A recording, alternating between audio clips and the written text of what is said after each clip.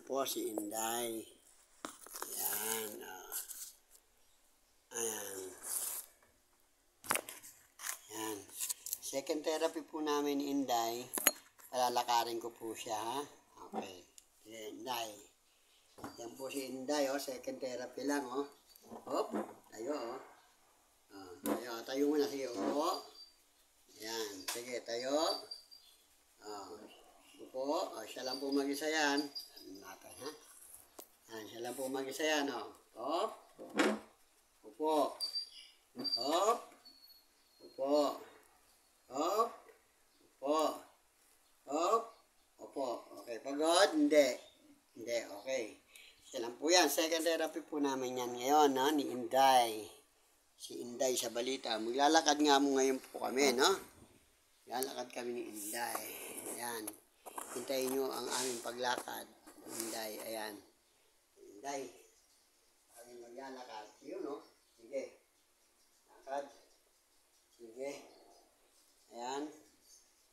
Kumakain ka lang ng gusto, malakas ka na dapat. Opo, yan, no? Yan. Yan. Ako po ay nakaalalay lang kay Inday, ha? Alalay lang po ako niyan. Yan, no? Ayun, no? Ayun. Okay. Okay. Okay. Opo. Okay. Yan po, nakaalalay po ako. Yung po nakikita niya, kapatid niya po yun. Matanda po kasi si Inday. Yan. Ano pa pangalan niyo? Ani. Si Ani, si ate, si Ani.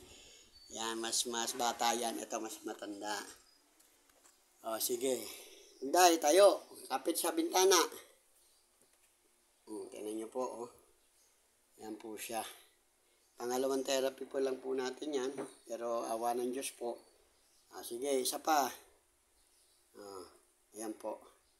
May awa ang Diyos, bago magkatapusan po ng July, dapat po naglalakad na si Ate Inday ng mag-isa. Ang kailangan lang, kumain mabuti, ha?